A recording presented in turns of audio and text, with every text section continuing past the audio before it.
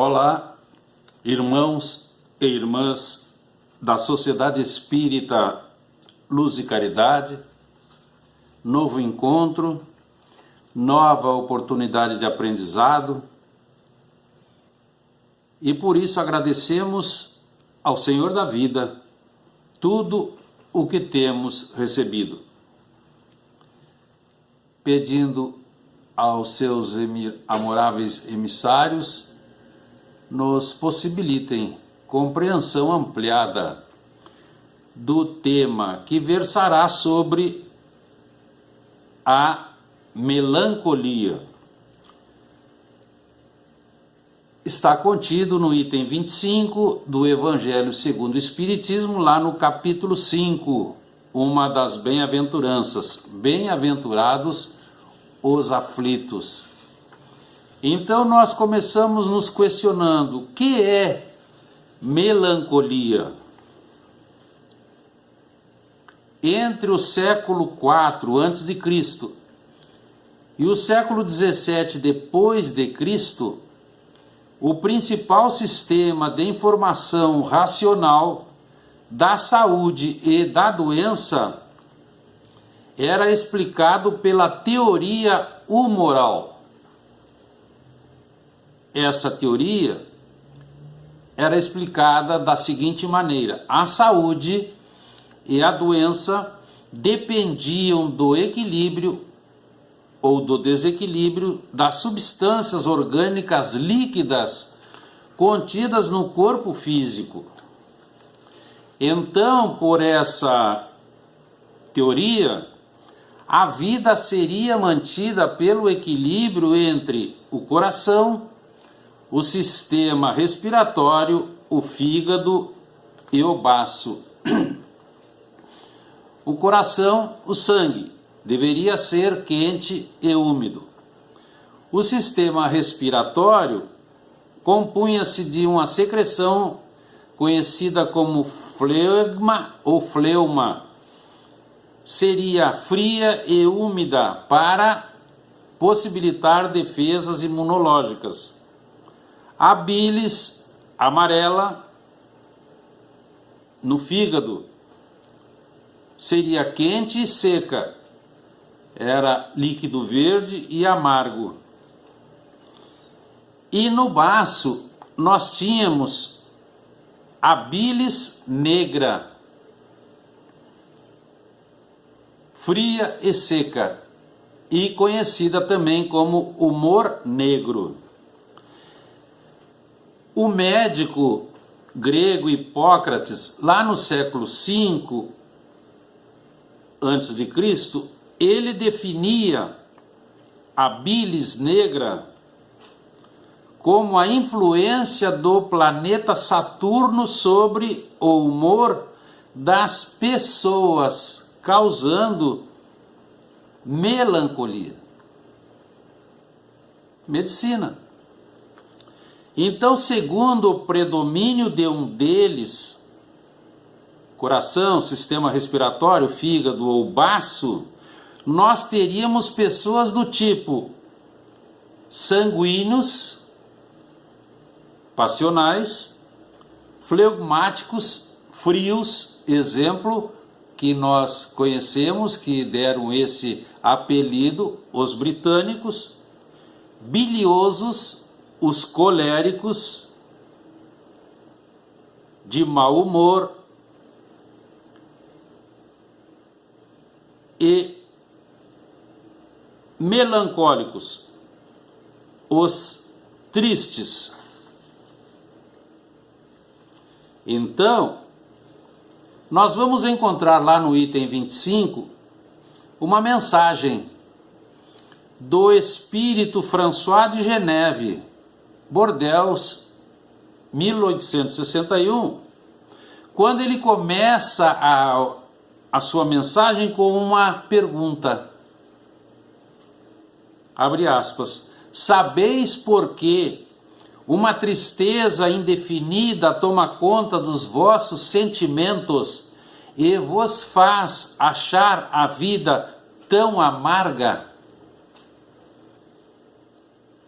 E ele responde: é o vosso espírito, que sonha com a liberdade e a felicidade, e que, ligados ao corpo que lhe serve de prisão, se cansa em inúteis tentativas para escapar. E vendo que são inúteis esses esforços, cai no desânimo, fazendo o corpo sofrer sua influência negativa, tornando-vos infelizes. E ele nos diz: acreditai no que vos digo, e resisti com energia a essas ideias que vos enfraquecem a vontade. Porque essas aspirações por uma vida melhor são inatas em todos os espíritos. Agora, quando Deus vos envia seus espíritos para vos instruir sobre a felicidade que vos está reservada, esperai pacientemente o anjo da libertação, que vos ajudará a romper os laços que mantêm cativo o vosso espírito. Ele está aqui nos apresentando o envio das vozes do céu, a doutrina espírita, e romper os laços pelo desencarne. Então ele está nos dando uma panorâmica desde a doutrina espírita até o nosso retorno à pátria espiritual. E continua essa mensagem: pensai que tendes uma missão de que já não podeis duvidar, seja pelo devotamento à família, seja no cumprimento de vossos deveres. E se na execução das tarefas encontrarem inquietações e desgostos, enfrentai-os decisivamente, pois são de curta duração e devem conduzir-vos para junto dos amigos espirituais, que se alegrarão com a vossa chegada entre eles e vos conduzirão aos lugares onde as amarguras da terra não têm acesso. Fecha aspas.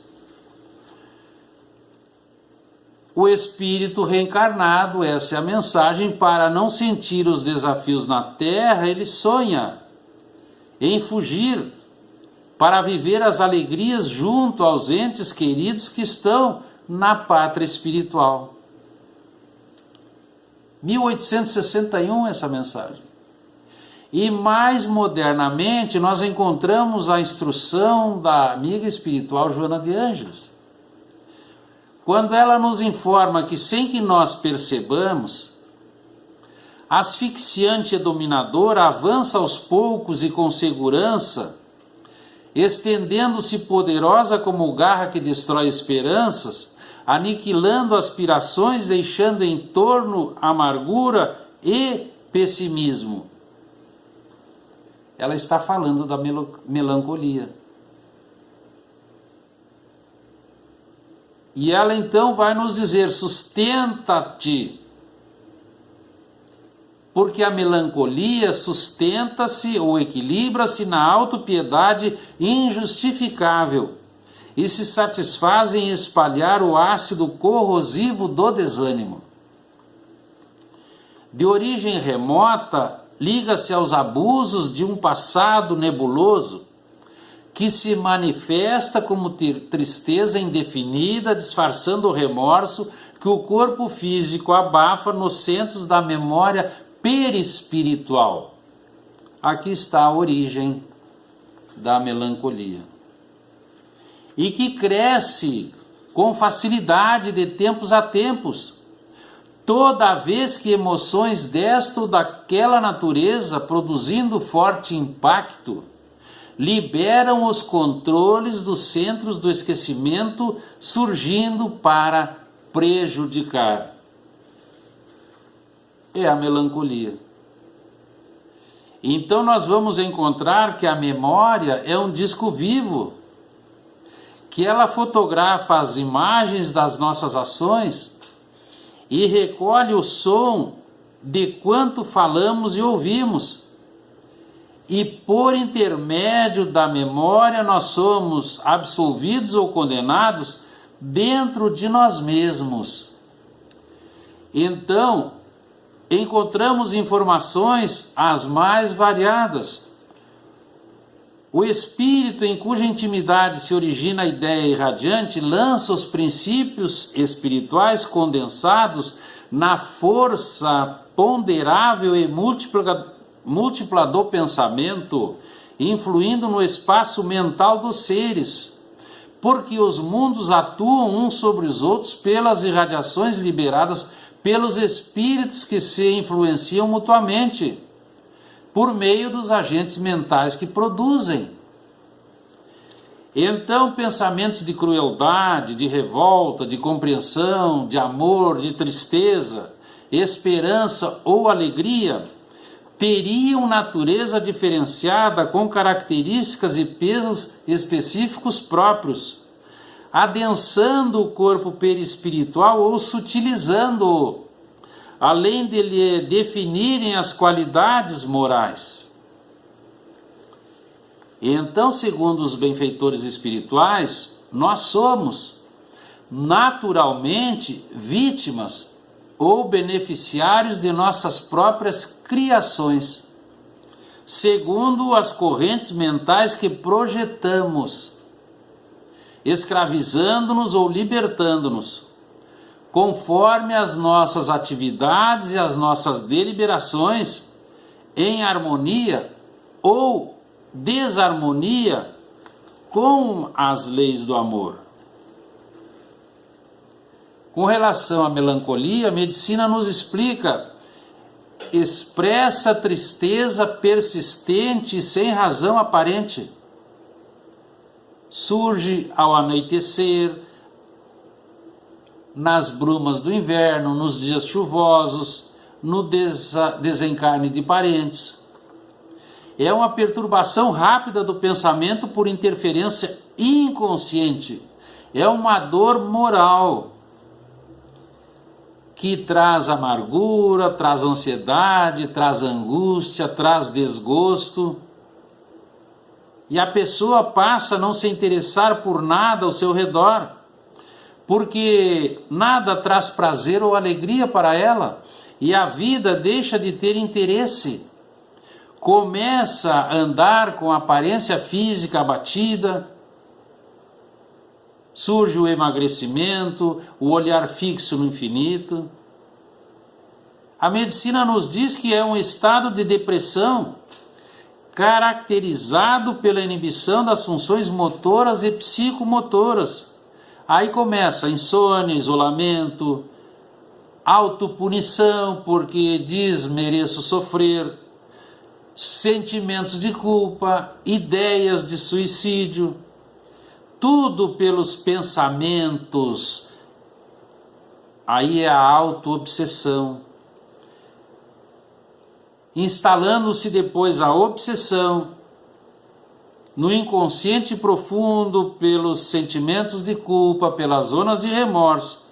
Tudo isso no mesmo espírito. Então a psiquiatria nos diz que a melancolia é um estado semelhante ao estado de luto. Então as psicoses são doenças emocionais com desordem da conduta, porque são alterações da realidade. E como vamos resistir a esse sentimento que nos enfraquece a vontade? Informações nós temos. Então, iniciamos com o trabalho de resistência. Primeiro, a prece. Depois, resistir com energia isso que nos acomete. Fortaleza moral que a prece proporciona, transmutando os pensamentos menores em bons pensamentos, começando a ter alegria de viver, sabendo ser feliz, para ter a possibilidade segura de vencer os desafios à medida que eles surjam.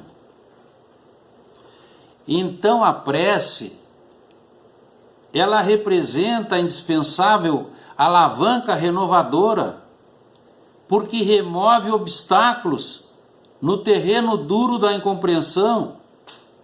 É um prodigioso poder espiritual, comunicando emoções, pensamentos, imagens, ideias, desfazendo empecilhos, limpando estradas, reformando concepções e melhorando o quadro mental daquele que ora. E naturalmente tudo se irradia no universo. Então, os nossos pensamentos benéficos, positivos, modificados, vão ser irradiados em energias benéficas do amor. Então a prece é o remédio eficaz para todas as turbações do espírito. E a prece aliada à fé é o maior e melhor bálsamo, o mais eficaz para obtermos de Deus a fortaleza moral, para suportarmos as nossas dores. Porque nós passamos agora com serenidade a enxergar a realidade.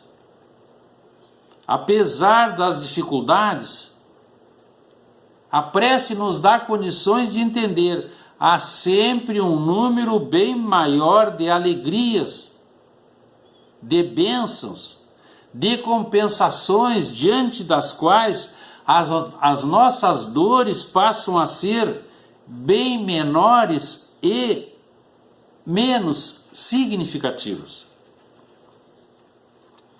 E aí então nós vamos compreender a felicidade almejada, porque todos nós queremos ser felizes. Ela virá com o nosso esforço no cumprimento da nossa missão terrena que nos foi confiada. E um detalhe importantíssimo, a nosso pedido. Nós fomos buscar esse trabalho. Nós temos passos. No mundo espiritual, quando lá estávamos tristes, quando deveríamos estar felizes, buscamos os construtores da vida, eles nos mostraram a nossa tela mental, a tela mnemônica, onde lá estavam gravadas cenas de um passado nebuloso. Então, ali nós tivemos a constatação da nossa tristeza, do nosso remorso. Aí nós nos arrependemos e pedimos uma nova chance para retornar. Então fomos avaliados, avalizados, fomos aceitos, estamos na terra trabalhando. Então mais um motivo nós temos para crer. Essa missão que nós estamos hoje foi nos dada por pedido nosso. E aqui então entra um outro fator importantíssimo, a resignação. Porque nós estamos na terra para nos reeducarmos e nos elevarmos espiritualmente. Os amigos espirituais nos informam: nenhum espírito vem à terra para sofrer. Nenhum espírito reencarna para ser infeliz. Então nós temos uma certeza: Deus não nos colocaria no mundo sem razões elevadas de progresso, porque a lei divina é progresso. Então a família, o trabalho profissional, o relacionamento com o próximo, Tudo isso nos relembram obrigações morais que nos conduzirão à perfeição relativa ao sairmos da terra, se bem executarmos essas possibilidades que foram pedidas. Com relação à família, esse pequeno grande grupo, esse núcleo indispensável, primordial, base de tudo, nós fomos buscá-la. Premidos pelo remorso de ter errado, vendo aquelas cenas da tela mnemônica, lembramos? Nós solicitamos o grupamento. Então viemos, veio a mãe, cada um a seu tempo vieram filhos e filhas, vieram de todos os recantos do nosso passado, acreditaram mais uma vez em nós, acreditaram neles, acreditaram em Deus, e nós estamos reunidos a meia marcha, digamos assim, com enganos, desenganos, tristezas, frustrações, mas estamos caminhando, porque o trabalho é de amor. Então esse pequeno grande grupo já esteve conosco e nós erramos. Pedimos a chance e nós lembramos o Espírito André Luiz nos contando das tratativas, das tentativas, dos encontros, das centenas de espíritos que concorrem para esse encontro, para que possa dar certo na Terra. Então nós nos lembramos que já havíamos errado. Eles nos deram mais um voto de confiança. Nós estamos aqui hoje. Então nós não podemos errar mais. E aqui nos socorre o sublime Galileu com uma frase de impacto: dá conta da tua administração. Porque quando nós voltarmos do mundo espiritual, nos serão perguntados: que fizeste com aquele grupo que pediste?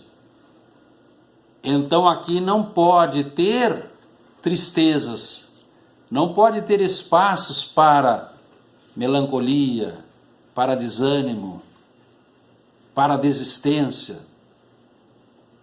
Nós nos lembramos que o mestre também nos apresentava uma outra frase: a cada um segundo suas obras. Justiça distributiva, nós vamos receber de acordo com o nosso trabalho feito no bem. Então nós aqui sabemos, o pensamento escolhe, a ação realiza. Nós conduzimos a nossa reencarnação como desejamos. E a vida nos conduz ao porto onde nós sonhamos chegar. Então nós temos que cuidar muito bem o nosso destino, qual será e como nós chegaremos. Então a evolução utiliza-se do trabalho como meio de disciplinar a vontade, domar os instintos, desenvolver a razão e sublimar os sentimentos. Para quê? Para que não ocorra melancolia entre todos. Onde quer que a vida nos situe, busquemos a verdade e vamos incorporá-la ao nosso cotidiano, a fim de que nós possamos pairar em liberdade, além das sombras físicas, quando nós estivermos viajando feliz para a espiritualidade, para a nossa glória estelar. A mensagem para hoje é essa. Agradecemos a oportunidade. Continuemos na paz do sublime Galileu. Até breve.